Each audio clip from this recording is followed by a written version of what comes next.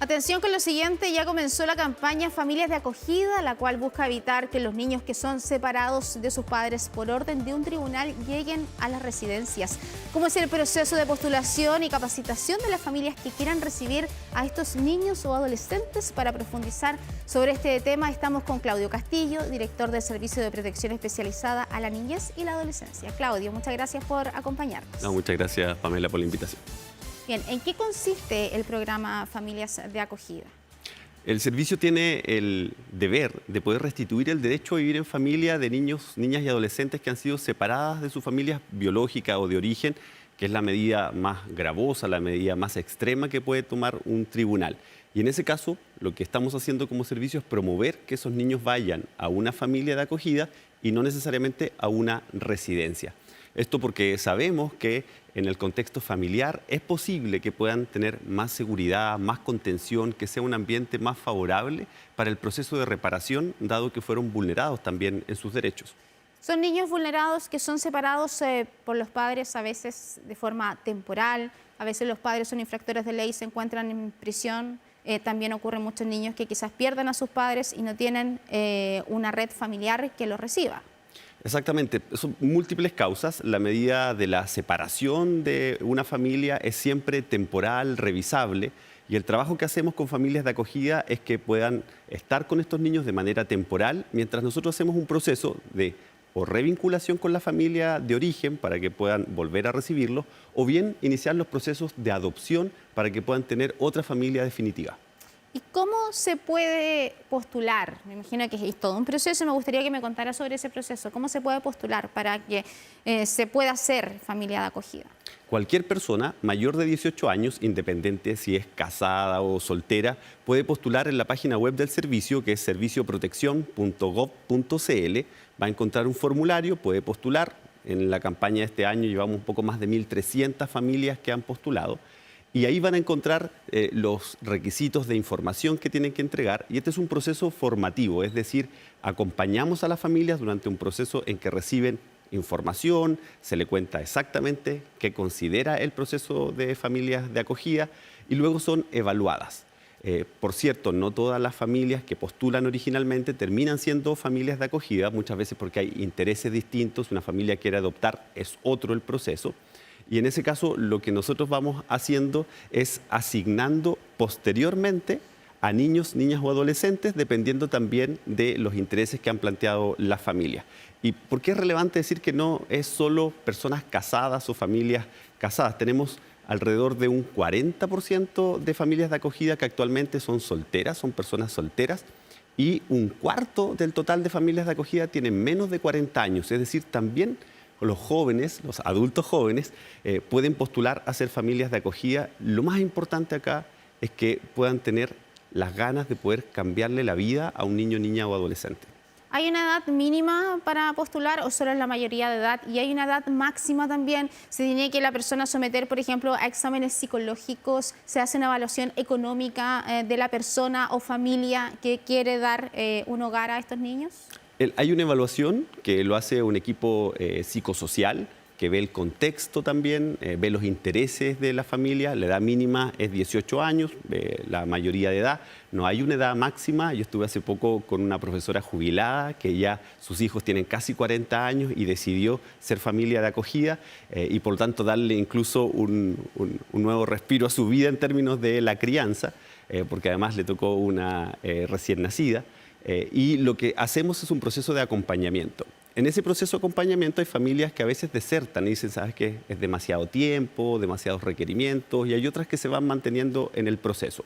Nosotros como servicio acompañamos, hacemos un aporte en bienes dependiendo de la edad del niño, si es más pequeño la cuna, los pañales, la leche, etcétera, si es más grande otro tipo de bienes, y un aporte financiero, que es un aporte para algunos gastos.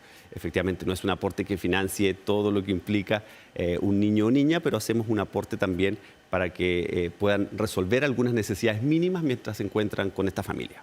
¿Cuánto tiempo pasa desde que la persona comienza este proceso de postulación y finalmente recibe a este guagüita, niño, niña, adolescente? ¿Y qué pasa con la edad también? Me decía una profesora que tiene una recién nacida es la persona en la que dice me gustaría poder ayudar a una guagua, a un adolescente. Ahí también hay varias otras dudas que quizás muchos se deben estar consultando. Sí, efectivamente depende mucho de las características de la familia, del tiempo, de su experiencia, si ya tuvo hijos o no, también respecto de si tiene una red de apoyo, porque hay personas solteras que postulan, pero que también necesitan una red de apoyo en caso que tengan que trabajar o que tengan que complementar ingresos. Por lo tanto, hay una evaluación que se hace de contexto, que lo hace una dupla psicosocial del servicio o de nuestros ejecutores de estos programas, y efectivamente se va evaluando el contexto, pero también los intereses que pueda presentar una familia. En el caso de Michelle, la profesora en la región de Coquimbo, ella, su expectativa era un niño o niña pequeña, finalmente le llegó una niña de unos 20 días. Este proceso a veces dura meses, pero va a depender mucho de la región. Tenemos regiones del país en el que tenemos poco interés de familias de acogida. Por lo tanto, en esas regiones esperan mucho menos. En otras regiones donde hay más interés, esperan un poco más porque el proceso de asignación en términos de intereses, de compatibilidad, se puede demorar un poco más. ¿Y por cuánto tiempo puede estar un niño en una familia, digamos, no en una residencia? ¿Pueden pasar años? ¿Son solo meses? ¿Depende de cuánto dure el proceso de revinculación con su familia o de adopción? Exacto, es variable, no obstante nuestras orientaciones técnicas plantean que no debieran durar más de 18 meses este proceso de acompañamiento de familias de acogida. A veces dura muy poco, sobre todo cuando son recién nacidos y hay una sesión voluntaria, iniciamos rápidamente el proceso de adopción. En esos casos la temporalidad es mucho menor. Hay otros en que la temporalidad se va extendiendo. En esos casos, obviamente, hay un proceso de acompañamiento distinto que se hace también a las familias y muy excepcionalmente, y también ha ocurrido que hay familias de acogida que postulan a ser familias adoptivas cuando han estado mucho tiempo con este niño o niña. Nosotros tenemos una excepción que podemos gestionar en esos casos y la nueva ley de adopción que se encuentra en trámite hoy en el Congreso también lo va a permitir. Sí, ese era un punto que quería consultar, porque conversando sobre este tema, muchas personas también se consultan, o cercanos, cuando hablábamos sobre esta entrevista, ¿qué pasa si yo me encariño finalmente con ese niño, con esa guagua o con ese adolescente y no me quiero separar? Porque finalmente se genera un vínculo cuando se forja una buena relación. Hay personas que efectivamente a veces se arrepienten o no quieren seguir en el programa. Pero, ¿cómo se entrega este apoyo psicológico también al momento de tener que separarse? Eso es bien clave porque en general parte de los miedos que hay de las personas cuando postulan al programa tiene que ver con la separación, con el duelo de la separación. Ese es un trabajo que hace el equipo en el acompañamiento y la gracia que tiene es que nosotros los adultos en general tenemos la capacidad de manejar nuestras emociones, de regularnos, de sentir pena o de sentir dolor, pero regularnos. En el caso de los niños, ellos están en proceso de formación, por lo tanto necesitan este apego, esta vinculación, y podemos dársela a través de esta familia. Entonces, lo que hacemos en esos casos, cuando hay largas permanencias, que se llama, es un proceso de un acompañamiento especializado, pero también las familias cuando quieren pasar a ser adoptivas pueden transitar con, obviamente, traspasando el mecanismo que existe para los procesos adoptivos. Eso es muy importante establecerlo. Familias de acogida no es el ingreso para ser familias adoptivas, son dos procesos completamente diferentes y por eso incluso en la página web ustedes van a poder ingresar a las dos opciones. Pero ocurre, como bien plantea Pamela, que a veces por la larga permanencia se genera un vínculo, se genera un apego que hace que esa familia cambie su interés y nosotros los acompañamos y excepcionalmente se puede hacer ese ajuste. ¿Pero hay una prioridad, por ejemplo, para esa familia? ¿O entra en el proceso como si no tuviera al niño a su cargo? No, hoy día legalmente no existe esa prioridad, existe un proceso que nosotros hemos ido estableciendo con los tribunales de familia. Recuerden que esta es siempre una definición de los tribunales, nosotros somos auxiliares de la justicia en este caso. Lo bueno es que la ley que se encuentra en trámite en el Congreso establece además sí ya definido los requisitos y el procedimiento para poder transitar excepcionalmente de ser familia de acogida a ser familia adoptiva. Director, todo esto que se está dando, que tiene que ver con la campaña de familias de acogida, finalmente, podríamos decir, responde a la situación de las residencias. ¿Cuál es la situación de las residencias hoy en el servicio? ¿Hay sobrecupos? ¿Hay niños en lista de espera?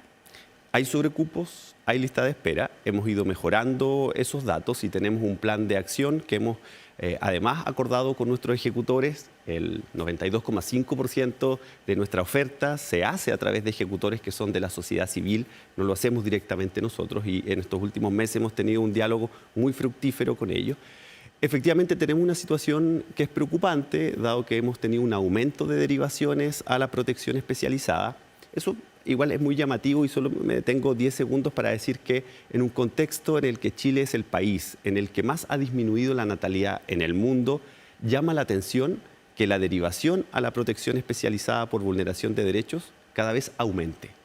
En septiembre en Chile nacieron 10.800 niños y alrededor de 16.000 fueron derivados a la protección especializada. Y solo en ese mes más de 550 fueron derivados a residencias.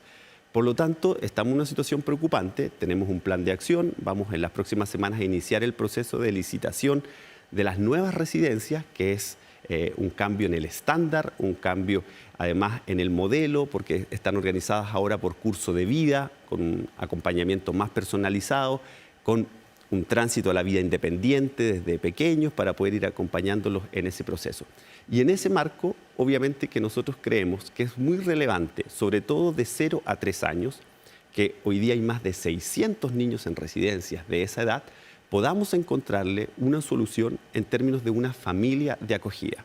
Y para eso necesitamos que haya más familias de acogida disponibles que puedan ingresar al proceso, ser evaluados, ser formados, estar en la espera activa y luego estar disponibles para recibir a un niño o niña. Porque la presión que estamos teniendo desde la perspectiva de las residencias, tenemos que superarla, ojalá, al más breve plazo y con foco en primera infancia. Los primeros 1000 días son claves, las neurociencias lo han demostrado, y es el momento en que ese niño o niña necesita un adulto de confianza, con el que genera un vínculo, con el que genera seguridad, confianza. Es la etapa clave del desarrollo y ahí es donde necesitamos más familias de acogida. En las residencias se hace mucho esfuerzo por darle lo mejor a esos niños, pero siempre va a ser mejor un espacio familiar. Y en el caso, claro, obviamente un entorno familiar siempre va a ser mucho mejor, pero en el caso de las residencias, por ejemplo, me decía que la oferta era finalmente licitada, cuando teníamos el Sename como tal, eran las residencias públicas, fueron cerrando, pero hay residencias que han ido cerrando también en el último tiempo. ¿Qué ha ocurrido, por ejemplo, en los últimos meses? Ha ido disminuyendo la oferta por cierre de estas organizaciones que son privadas finalmente, que son las que prestan un servicio a Mejor Niñez. Sí, así es. Tenemos un número de residencias que han cerrado. No obstante, también tengo que decir que cada vez que cierra una residencia, nosotros hacemos los esfuerzos para que haya otro colaborador que abra otra residencia. Por lo tanto, se van cerrando residencias y vamos abriendo otras y le agradecemos a los colaboradores que están muy disponibles a poder mantener la oferta de servicios, dada esta necesidad que tenemos. Y por eso en este plan de acción de poder contar con más residencias licitadas, estamos aumentando el aporte en 1/3 que vamos a hacer hacia los colaboradores, estamos mejorando los estándares, tuvimos un diálogo para poder hacer ajustes incluso en los diseños de las orientaciones técnicas para que también sea compatible con la transición que han hecho distintos colaboradores. Y también nosotros como servicio tenemos una oferta y la estamos ampliando. Estamos trabajando hoy día en tener 7 nuevas residencias del servicio propiamente tal, con foco en adolescentes, que es donde nuestros ejecutores de programas han ido cerrando programas y ahí es donde nosotros como Estado hemos ido abriendo nuevas residencias. Y a propósito de la necesidad de abrir nuevas residencias y que están en ese proceso ustedes, ¿qué está pasando en tribunales hoy? Hay niños o adolescentes infractores de ley que están siendo derivados a residencias donde están los niños que no tienen ese tipo de antecedentes y que están allí porque han sido vulnerados en sus derechos. ¿Se están nuevamente, como pasó antiguamente, mezclando quizás los niños? Sí, este es un tema que es bien complejo, tiene muchas aristas porque efectivamente hay un grupo de niños que son vulnerados en sus derechos y que por lo tanto tienen el acceso a la protección especializada para la reparación, para la protección, para el acompañamiento y además tienen alguna trayectoria de conductas transgresoras de ley. En esos casos nosotros le llamamos la simultaneidad, tenemos una coordinación con el Sename y el Servicio de Reinserción que están conviviendo hoy día para poder hacer ese acompañamiento integrado. En algunas residencias es un número muy menor, esto es menos del 2% que tenemos en simultaneidad. Hacemos este proceso de intervención integrado, es decir, nosotros entregamos la protección en términos, por ejemplo, de los cuidados y el servicio de reinserción o CENAME, la medida que ha definido la justicia de responsabilidad penal adolescente. Quiero decir que este tema es muy complejo. Creemos que además tenemos que tener una mirada país y hemos convocado hace un par de semanas a un grupo transversal de expertos y expertas de distintas disciplinas, de distintas miradas también de la sociedad, para que nos puedan orientar a nosotros como servicio en el diseño de programas especializados para menores de 14 años que han tenido conductas transgresoras de ley.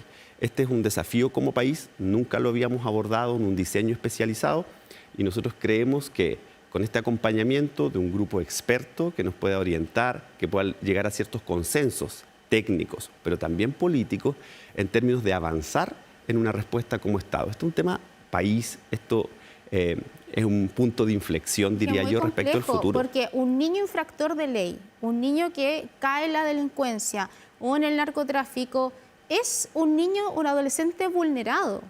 Así es. Esa es la mirada, que es lo que decía usted también. Acá muchas veces se dice, no, son delincuentes.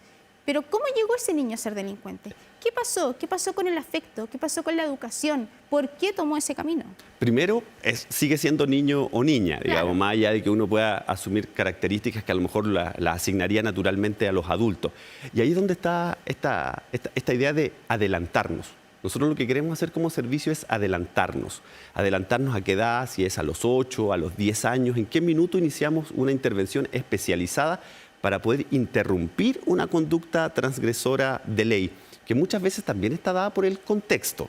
Hay contextos que son mucho más complejos, contextos familiares en que son más complejos y por cierto que nosotros como servicio hoy día estamos también muy afectados por la nueva criminalidad, por la explotación sexual y efectivamente eso nos ha obligado a los trabajadores del servicio y de nuestros ejecutores a poder tomar medidas adicionales. Y ahí tenemos una coordinación con el Ministerio del Interior, con el Ministerio Público, para poder tener una respuesta mucho más integrada en términos de cómo enfrentamos con decisión, con convicción, que nuestras residencias no pueden ser espacios inseguros para los niños, niñas y adolescentes y por eso siempre va a ser mejor una familia de acogida. ¿Cuál era la página? Y solo para cerrar. Perfecto, servicioprotección.gov.cl, ese gov es con B alta, usted va a ingresar, lo primero que se va a encontrar es la información respecto de ser familias de acogida. Los esperamos, ojalá puedan postular, de verdad esto le cambia la vida a los niños, niñas y adolescentes, pero también les puede cambiar la vida a ustedes. Y eso es lo más clave, queremos invitarlo a ser parte de este desafío país. ¿Cómo construimos el futuro de Chile desde la familia, que es el núcleo básico de la sociedad, como lo dijo hace 35 años la Convención de Derechos del Niño? Muy bien, Claudio Castillo, director del Servicio de Protección Especializada a la Niñez y Adolescencia. Muchas gracias por acompañarnos. Muchas gracias, Pamela. Muy buen día. Buen día.